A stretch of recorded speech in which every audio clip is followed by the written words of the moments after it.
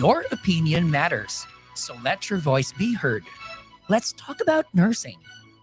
Right here. Rapid Response with John.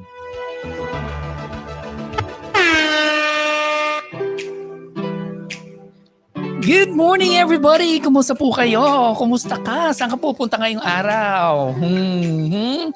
Anyway guys, it's actually May 12 my time.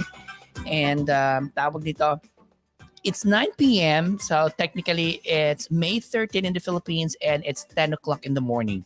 So few hours from now, lunch break nyo na. Saan kayo pupunta? Saturday ngayon sa Pilipinas. So how's your weekend guys? And I heard a lot of things are going on in the Philippines. Yung mga pagbabago sa terminal, sa airport terminal natin, at saka yung may mga airspace na tawag dito, parang temporary closure sa airspace ng Pilipinas this coming month. May 17 ba yun? I don't know.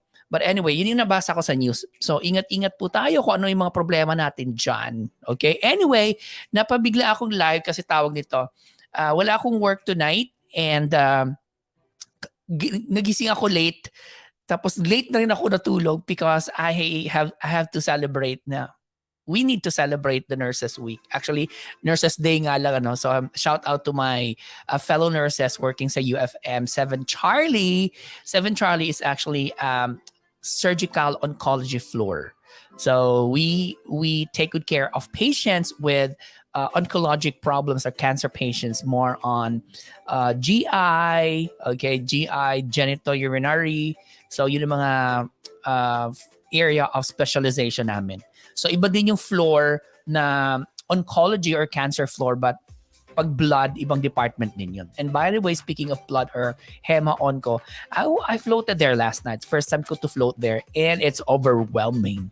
So anyway, that's the reason why I stream tonight. Mabilisan lang to because since it's Nurses Week, I think it's fair share for me to share the struggles of fellow nurses based on my, of course, personal experience. And by the way, shout out to Ma'am Marie Glenn Gulanes. Kumusta po kayo, ma'am? Nasaan po kayo ngayon? Okay, and anong department po kayo nagtatrabaho? Yeah, shout out to all nurses wherever you are, whether you work night shift, day shift, you do swing shift. Every shift has a different environment. May mga nurses nagsasabi, sir, hindi ako makapagtrabaho pag night shift. Kasi inaantok talaga ako parati pag gabi. Siyempre naman, pag gabi natutulog tayo, so expected yun na aantukin ka. Pero still, I cannot work night shift. May mga ganong klaseng nurses. May mga nurses naman na, ay naku sir, hindi ako makapag-work ng day shift kasi late na ako nagigising. So, kanya-kanyang nurse, may kanya-kanyang tawag nito, freedom. At the same time, may mga kanya-kanya tayong gusto na shift where you're comfortable working. Okay, but syempre as what do you call this, health practitioners, health practitioners, kailangan maging flexible din tayo sa oras, 'di ba? So kasi may mga instances tayo, especially pag yung management natin is very strict that everybody has to do swing shift, then we have to comply. By the way, hello to Sir Joed Loderes. Hi Sir Joed, kumusta? Okay, si Sir Joed po, isa po siyang lecturer na sa Pilipinas who prepares nurses to take who are planning to take their licensure examination. We call that in the Philippines as NLE, or the Nurse Licensure Examination. Here in the US, we call that NCLEX exam or the State Board. Ibang country, may ibang name din sila. Diba? So mayroon din tayo sa Middle East, meron tayong tinatag na HAA, DHA, Prometric examination. But anyway, so yun na, may mga common struggles natin nurses. Diba? Ano yung mga struggles natin? Sir John, kumusta ka na? Kumusta yung mga review natin dyan? And hello to Diane Lin. Hi, thanks for watching, Diane. How are you? Ano daw? Sir Joed, hi. Hello mo ako kay Sir Gift. Pupunta ka pa ba sa Cagayan de Oro? May nag-PM ako kay Sir Gift, hindi pa ako nagre-reply. Hello to Debbie Ain. Hi, kumusta? Anyway, let's go back. So paano ba maging nurse sa Pilipinas? Siyempre, you have to finish the 4-year program. It's a bachelor's program in the Philippines. So, ibig sabihin, hindi ka pwedeng maging nurse sa Pilipinas na hindi mo natapos, hindi ka graduate ng bachelor's degree in nursing. Okay, but it doesn't end there. So after you finish your nursing in the Philippines for 4-year, it's a 4-year course, you have to take the licensure examination. Hello to Rax B.D. Castro. I'm from Buhangin, Davao City. Hello! Oh my God, kumusta kayo dyan sa Buhangin? Binabaha pa ba ang Buhangin? Okay? Naalala ko dati, I used to stay there. Ano nga yun? Anong street yung sa baba ng Buhangin? Di ba galing Buhangin, pababa ka? Near airport. Papuntang airport. Dun sa may kanto ng, what do you call that? Ay, nakalimutan ko yung mga store. Basta sa pababa ng airport na ang ma-remember ko lang pag dumadaan yung taxi ng malakas yung ulan, binabaha. Kaya ayaw ng mga sasakyan na dumaan doon pag malakas yung ulan. Anyway, hello to Hershey Lagsa. Hoy Hershey, kumusta ka na? And hello to Ana Carmela Marfori. Hoy, hey Ana, how's your examination? Anyway, balikan natin. So yun nga, no? So you have to finish the 4-year program in the Philippines. It's a bachelor's program. And then after that, you have to take the licensure exam. So if you don't have plans to work outside the Philippines, you stay in the Philippines, yung track kasi ng nursing profession in the Philippines, for me personally, is kind of limited. Hindi siya ganun ka diverse if you work as a nurse outside the Philippines, especially here in the US. Ano ba yung mga track na pwede natin gawin as a nurse in the Philippines? So you can work sa clinic, you can work sa mga health centers, you can work as a clinical instructor, you can work as an educator, as a teacher. And may mga nurses din po tayo working sa mga clinics nila. Ibig sabihin, you can open an IV clinic, a wellness clinic also in the Philippines. Okay, so yun yung mga, and take note, you can also work as a call center agent in the Philippines. Kasi may mga account po sa call center na who handles health insurances. Has something to do with health. So, you can work as well. No? So, ibig sabihin, hindi lang yung nurse limited sa clinical area or clinical floor. So, marami ka rin pwedeng puntahan.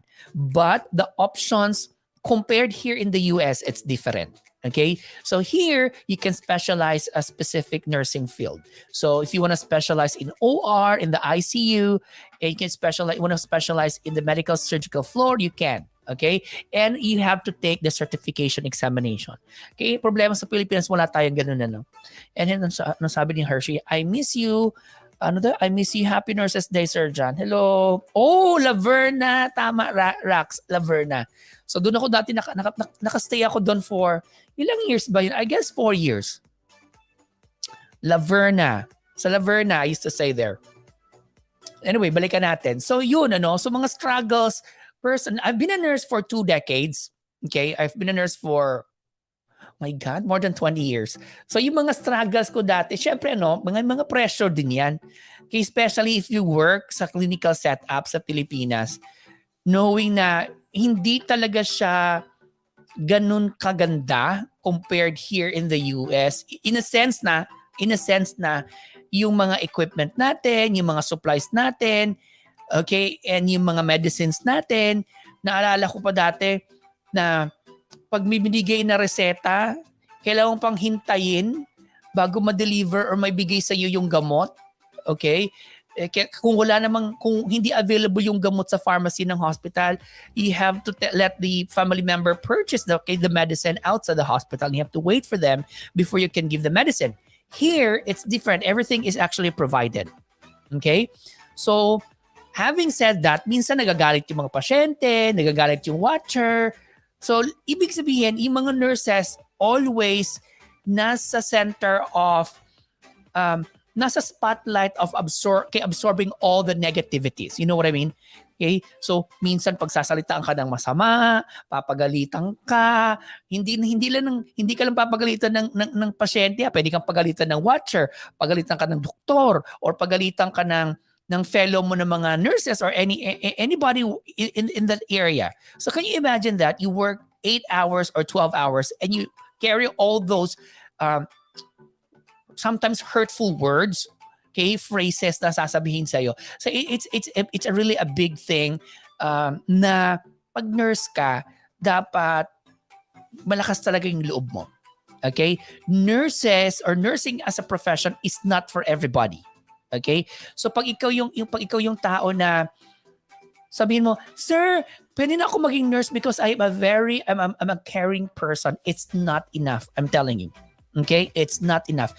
Being a caring person, being a compassionate person is not enough to be a good nurse. Okay? For you to be a good nurse, you need to have a solid mental state. Okay? You have a compassionate heart. Okay? And you have this mentality that you want to learn nonstop. Because nursing never ends. Okay? Every year, may mga bago mga discoveries. So, kailangan din i-update natin yung sarili natin. So, can you imagine all those stressors you have on your shoulder, on your back? Okay? So, ibig sabihin, hindi lang pala tapos yung burden natin after you finish nursing or after you finish your diploma, after you pass examination. It doesn't end there. Okay? So, you have to consider a lot of factors. Stress sa trabaho, stress sa mga fellow mo na mga kasama sa trabaho, stress sa pasyente, kahit nasasabi na, "Sir, ibig sabihin hindi mo gusto yung trabaho mo." I mean, I won't buy such idea na sasabi mo, "Kailangan kasi, sir, pag nagtrabaho ka, love mo yung trabaho mo. Love mo yung ginagawa mo para as if you're not working a single day of your life." It doesn't work that way. Okay? It doesn't work that way. Reality bites. Okay? Let's face it. Okay, let's face it. Yung mga nurses natin, lalo sa Pilipinas, overwork, underpay. Di ba? Ilang mga tao na politician na keep pushing for a salary grade, appropriate salary for nurses. May nangyari ba? Kung may nangyari man, my God, it will take a lot of years before change can happen again. Okay? So, ibig sabihin, bottom line here is kudos to all nurses working right now. Okay? Meron pa dito, sabi ni Diane Lean, tried Ambubag manually when I was in SPMC before. Patient cannot afford medications and so on. Here in UK, free health care. Right? To everyone. See? So can you imagine that, no? Lalong-lalo na, and hello to my batchmate Vladimir Manggubat. Hello, batchmate. Lalong-lalo na, if you're working out, if you're working abroad, no?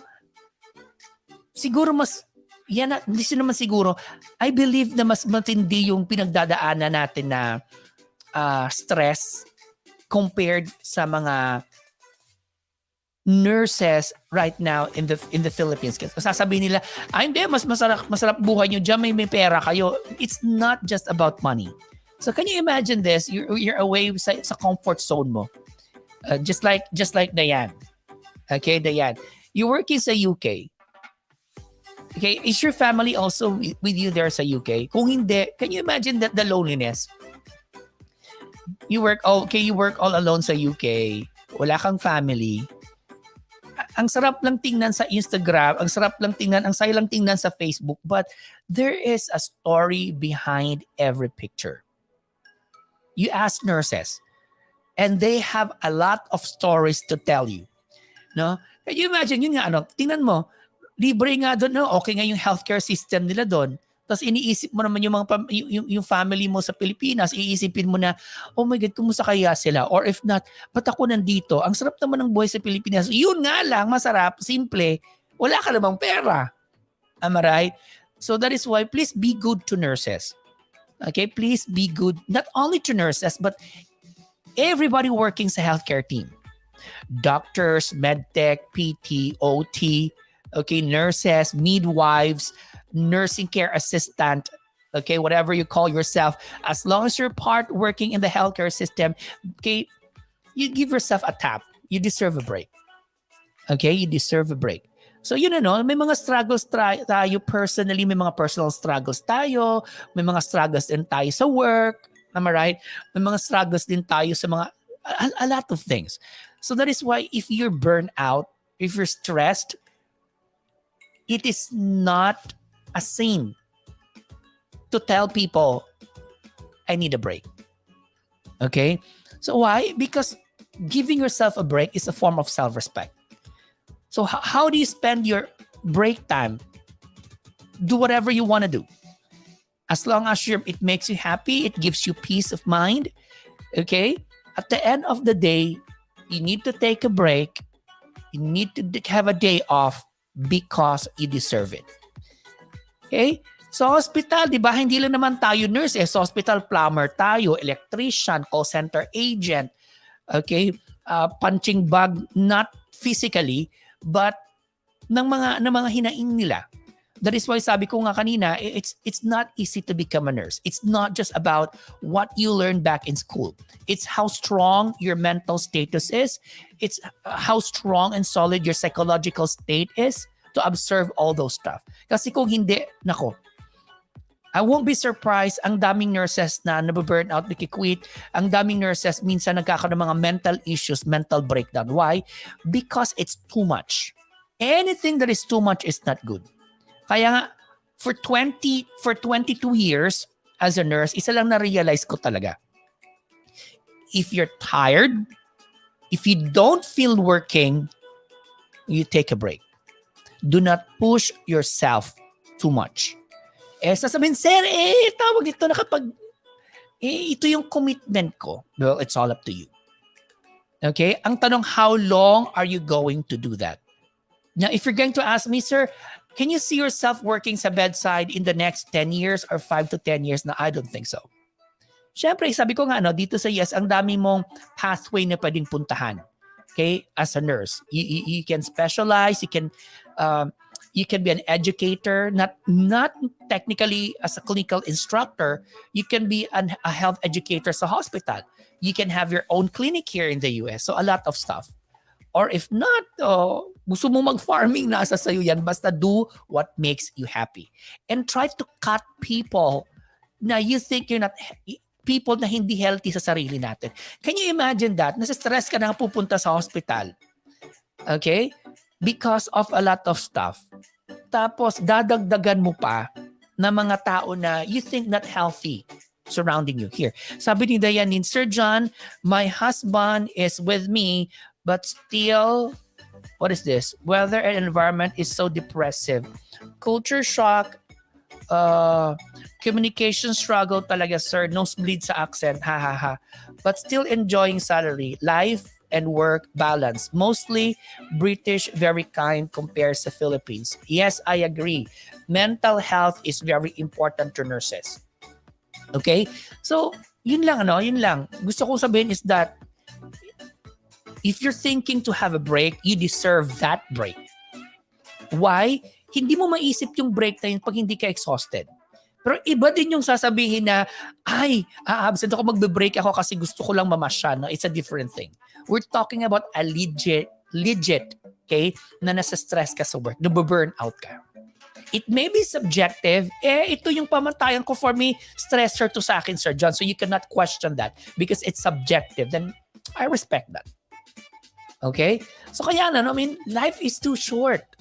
Life is too short, guys. Okay? Na speaking of life is too short, naalala ko to yung pasyente ko last week. My God, he's very young. Very young. Hindi pa umabot ng 40 years old. Okay? Nagkaroon na ng tinatawag nating carcinoma. Nagkaroon ng cancer sa abdomen. Tapos, kinakausap ko siya. Siyempre, may mga nag-uusap kami, may mga sinasabi siyang hindi ko maintindihan kasi ang bilis niyang magsalita. Pero ganun ako sa ganun. At naba ko pa man, yata yung saling na pasabot arin niya. Basta nakikinig lang ako sa kanya. Yung, tapos, ang mga nabanggit niya lang is, siyempre, hindi niya ini-expect. Sino ba naman sa mundo dito na nag-expect na magka-cancer siya? Nobody, right? Nobody wants to have that big C. Pero, sabi niya, ang dami niya pa daw gustong gawin sa buhay, ganun. And then, yung sinabi niya, may mga plans siya together sa wife niya, meron siyang anak na isa. Tapos iniisip ko lang, oh my God, I am 40 plus years old. 30 plus years old siya. Tapos ito na yung stress niya sa buhay. Am I right? So, sabi niya, ang dami niya pang gustong gawin. Doon ko talaga na-realize na, oh my God, life is really short. You can never tell. Okay? So if you're a nurse, if you're a doctor working in a medical healthcare profession, have a break. Okay? You deserve that break. Okay? Break nga ng break, wala naman kaming pera. Di ibang usapan. It's not about spending your money. Okay? It's about staying home. You know what I mean? Staying home, doing nothing. Doing nothing is also healthy. Do you know that, guys? But I'm not saying doing nothing for quite a while or for a long period of time na nako-compromise lahat. No. Okay, by the way, hello to my pinsan, Jong Nape. Hello! Kumusta ka? No. Wala akong magawa, kaya nag-stream ako ngayon. So yung point ko dito is be kind to nurses. You just don't know how stressful it is to work sa hospital. May mga naalala ko dati may watcher galit na galit pumunta sa nurses station. Just so happens sa nurses station ako mag-isa. So syempre ako nakita niya. Sabi sa akin, "Nurse." Sabi ko, "Yes sir." Sa Pilipinas to sa Pilipinas. Sabi niya, "Anong klaseng hospital to?" Sabi niya. Syempre ako gulat ko. Ako ba yung may-ari ng hospital? I'm also working here. Sabi niya, "Anong klaseng hospital to?" Sabi niya, bakit daw hindi malakas yung pressure ng tubig? Sabi ko, ha? Sabi ko sa kanya, pwede ba paki-check yung pressure ng tubig? Pwede palakasan yung tubig? Sabi sa akin. Sabi ko, I will tell the maintenance yung plumber or housekeeper to check it out. Sabi niya, bakit po tatawagin? Baka bukas pa yung sila darating. Sabi sa akin na, pwede ba ikaw na lang tingnan mo na lang yun? Sabi ko, oh my God. So, ibig sabihin, nurses are not just nurses in the hospital. They can be plumbers, they can be electrician.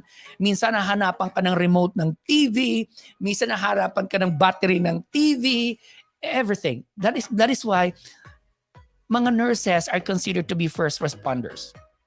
Okay? First responders kasi sila yung unang magre-respond kung anong mang concern ng mga pasyente. Okay? Minsan nakakaloka, minsan mas toxic pa yung watcher kesa sa patient. Do you believe that? Naalala ko dati may watcher. Sabi niya, Nurse, kailangan ng gamot yung pasyente ko. Kailangan niya ng gamot. Bakit? Sabi ko, masakit talaga yung tiyan niya. Masakit. So, syempre ako kinabahan naman ako. Ano nangyari nun? So, dala-dala ko yung blood pressure ko na aparatus pang vital signs ko. Pumunta ako dun sa room ng pasyente and I asked the patient if the patient is really in pain. And I want to know how bad the pain is. What's your pain score? Alam niyo ba kung anong ginagawa ng pasyente? Nagbabasa ng pocketbook. Nakakaloka. So sabi ko sa kanya, are you in pain? Sabi niya, oo, pero hindi naman ganun kasakit. Sabi niya, okay naman. Anong ginawa ng watcher? Nagalit. Hindi. Masakit talaga yung tiyan niya. Bigyan mo siya ng gamot. Sabi ko, oh my God. Okay, so I really understand your concern because it's your relative, it's your loved one, but just be good to nurses. Okay, may mga kanya-kanya tayong struggles, may kanya-kanya tayong mga, baggages na dinadala. Not only nurses, okay? I'm speaking also for other healthcare profession. So be good to everybody, be good to nurses.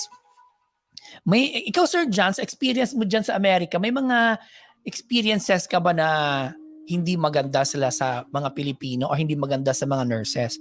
I cannot blame them, especially if they're intoxicated or they're not in sound mind or judgment. So hindi kasama yun. Siyempre if the person is intoxicated, nawawala sa minsan ng inhibitions. They can say a lot of things, not terrible things, not only to nurses but also other people. Even yung mga family nga nila, they cursed, they say bad things, but kung nurse ka, intindihin mo na this person is not in a sound mind right now. Okay? Minsan pag masyadong mataas yung ammonia level nila or may mga withdrawal symptoms sila or meron silang sepsis, ibig sabihin their cognition is also affected, mentation is also affected, they may say horrible things, but don't take it personally. Intindihin mo na they're saying this, they're not aware of it because they're not in their best shape. Okay? Pero pag sinabi mo naman na sane yung tao and then they hurt you physically, they abuse you verbally, that's a different thing. Okay, have you experienced that? Hindi, but meron sa kasama ko na nursing assistant. Sabi ni Diane Rose, Happy Nurses Week po. Hello, thank you so much, Diane. Anong ginawa? Yung nursing assistant, tawag nito, parang maiyak-iyak siya. Pero hindi naman talaga siya umiyak na humagulgol. Parang maiyak. Makikita mo yung mata niya na parang gusto niyang umiyak kasi sabi niya sa akin na tinapon daw sa kanya yung urinal. Sabi ko, oh my God. Actually, hindi ko yun pasyente. Nakita ko lang siya na palabas ng room ng pasyente. Tapos parang gusto niyang umiyak. Maluha-luha yung mata niya. Sabi ko sa kanya, hey, what's wrong? Sabi niya sa akin, sa atin lang to ha, sa language natin. Sabi niya, inihagi sa akin yung urinal. Sabi ko, oh my God. Sabi niya, buti na lang daw walang laman na ihi. Sabi ko sa kanya, why? Sabi ko, what's wrong? What happened? Ang gusto lang ng pasyente i-adjust yung thermostat. Tapos ang sabi niya, i-adjust ko yung paglabas ko mamaya, kukunin niya lang daw yung vital signs ng patient. Nagalit yung pasyente. Sabi ng pasyente, unahin mo yung pag-adjust ng thermostat ng room. So na-upset yung patient kasi gusto ng nursing aid kunin mo yung vital signs ng pasyente. Ginawa niya, kinuha niya yung urinal, inagis niya dun sa nursing aid. So, nung nalaman ko, I need to talk to the patient even if hindi ko yung pasyente. So, yun. So, sabi ko sa pasyente, we do not tolerate such behavior. No? Sometimes you really have to draw a line. Okay? You have to tell them that their behavior is not appropriate. And you will not tolerate such behavior. Yun. So, ang nakakaloka kasi kasi ano yung nangyari mga almost 8 o'clock, basta pa-start kami ng shift. So, we check vital signs. And then, nung 11, yung nurse niya wala na, binigay yung pasyente sa akin. So, kilala ko na yung pasyente. So, at the back of my mind, oh my God, ito yung pasyente na tinapunan niya yung nursing aid ng urinal. Oh my God, siya yung pasyente ko. So, na-foresee ko na baka magka-problema kami kasi may behavioral problem yung pasyente. So, not behavioral issue na may psychiatric problem yung may attitude problem yung patient. So, yun. So, sabi ko sa kanya, we met a while ago, so I will be your nurse. So, sabi ko emphasize ko sa kanya, I am here to help you, I am here to take good care of you. Okay? So, that is why, please, and sometimes I don't understand why people are abusive. Sometimes I don't understand why people are mean to those people taking good care of them. Okay? So bottom line, actually nabanggit ko din, nasabi ko nun sa kanya. And then, humingi din siya ng sorry after that. Sabi ko sa kanya, you don't have to ask sorry for me. You don't have to say sorry for me. You say sorry to the nursing aide, sabi ko. Tapos sabi ng nursing aide, sabi sa akin, Sir John, hindi na daw siya papasok doon sa room ng pasyente. Hindi na daw siya mag-check ng vital signs ng morning. Sabi ko, it's okay. I already talked to him, sabi ko. And then I think he is sorry for what happened a while ago. You can get inside. I mean, you can talk to him if you want. So nag-usap sila.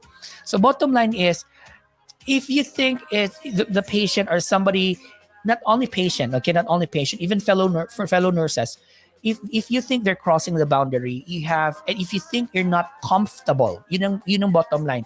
If you're not comfortable, okay, you tell them, you set boundaries, you set limitation. Okay?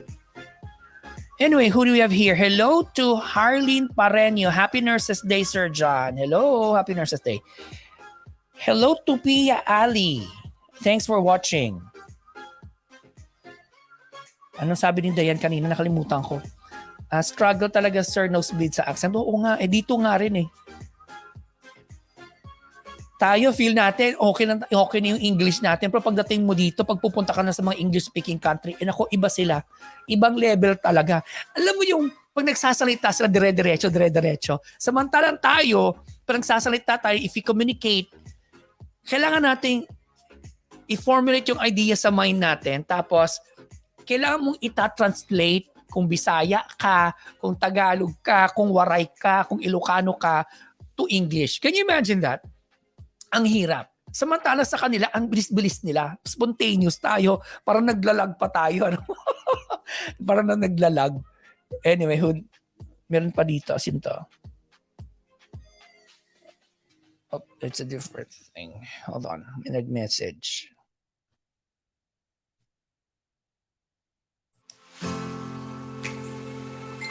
Ano daw?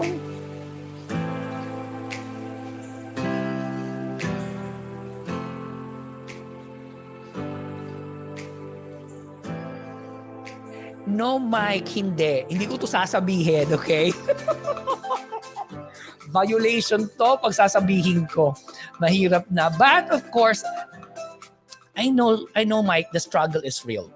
Okay? But I cannot say this one. Okay? I hope you understand. Legit yan. Pero, tawag nito, I am not promoting this, okay? Pero kung legit siya na you cannot work, you don't feel like you're a safe nurse working, then you can talk to your manager.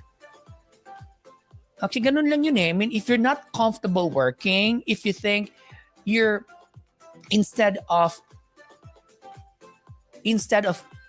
being a good nurse, instead of making a difference, helping patient, if you feel that mas mataas ng liability kung ikaw magbo-work kesa hindi, then better talk to your manager.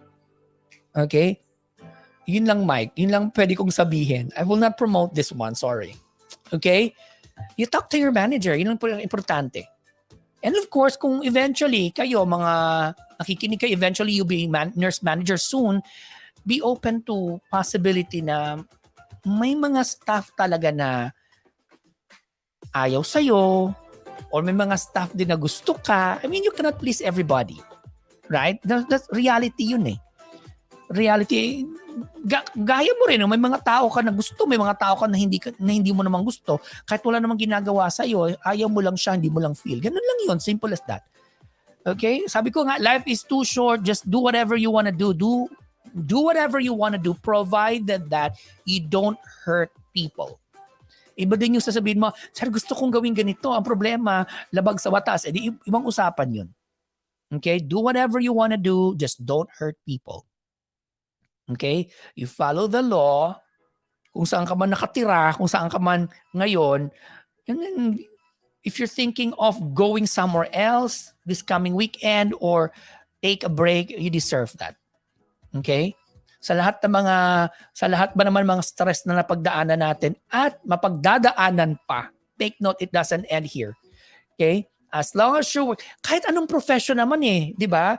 Hindi lang naman nurses, lawyers, police officers, medtech, pilot, okay? Teachers. I mean, regardless of what profession you're in, may mga personal struggles tayo. Okay? May mga personal struggles tayo. And that's legit. I cannot question your struggles kasi personal experience mo yun. I can only speak kung ano yung experiences ko rin. Basta ang sabi ko, ang natutunan ko is, if you're tired, have a break. Okay? If it's too much, have a break.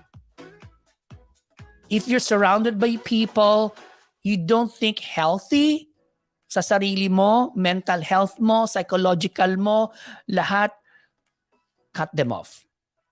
It's okay to cut people off, especially if you think they're not helping you, especially if you think they're no longer healthy. Do you have to explain it to them? No. If you want to explain it to them, it's your choice. Meron pa tayong text. Ano naman to? Don't tell me, Mike, ikaw to, ha? What is this? Okay. This is a class link. Oh, by the way, batch 14, don't forget, you will have your schedule May 13, 8 p.m. You will talk about blood disturbances and HIV. May 13, 8 p.m. Philippine time. So, naipadala na po yung link sa Zoom for that schedule. So, please don't forget. May 13, you will have a session where you talk about blood disturbances and HIV infection. Okay. What else? And hello to Rosemary Pineda. Hi! Sabi niya, Happy Nurses Day, Sir John, watching from Kuwait. O, ingat kayo dyan. Uy, ano yung nabasa ko sa news na Kuwait ba yon na hindi na ina-accept yung yung visa papuntang Kuwait sa mga Pilipino? Kung nakalabas ka ng Kuwait tapos babalik ka ng Kuwait, they will no longer accept your visa. How true is that? May may conflict ba nangyayari ngayon sa Pilipinas at saka Kuwait? I don't know. Please let me know. Hello to Alina Lamis. Kumusta ka na? Sa mga nurses natin dyan sa Kuwait, ingat po tayo. Stand your ground. Have a break. You deserve it. Okay? Anyway, so I think that's all, guys. Ito pa pala, may nagpapa-shoutout. Shoutout po Sir John Ronald Serrano Dizon. Hello, thanks for watching. Ako nga, iniisip ko, oh my God, parang pagod na ako mag-work sa bedside. Parang gusto ko na lang nakaupo. Gusto ko na lang na mag-lecture na lang na mag-lecture.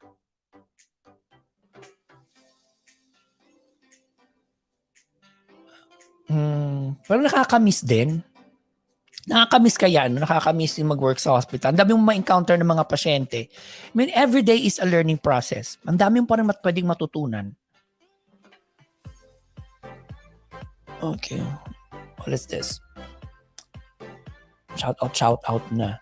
Oh, yun na shout out na kita. Anyway, I think that's all, guys. If you reached this far, thank you so much for staying. So again, Happy Nurses Week or Happy Nurses Day. Be good to nurses. Nurses, you deserve the break. Okay? So if you have nothing to do, pamper yourself. Okay? You can go for a spa, pa-massage ka, pa-facial ka, have a break, or if not, stay at home. Do nothing. Watch TV. Okay? Eat a lot. Okay? So God bless everybody. Keep safe and I hope to see you soon, guys. Okay? Mabuhay po tayo mga nurses. God bless. Oh, by the way, meron pa dito. Ano to? Rosemary Pineda, under negotiation po. It is more of, wait lang. Ano daw? Under negotiation po, it is more of previous issues, mga DH. Nadamay na lang ang mga skilled worker. Oh, ganun ba yun? Kawawa naman. What happened? When you say DH, mga domestic helpers at Kuwait, bakit? Ano nangyari? O ingat kayo dyan, ha? Ingat kayo dyan. Okay, to all nurses, Filipino nurses working wherever you are, Luzon, Visayas, Mindanao, kahit sa kontinente sa mundo, ingat po tayo. God bless everybody. And of course, again, sabi ko, ulitin ko na lang, you deserve that break. God bless everybody. Keep safe. Bye.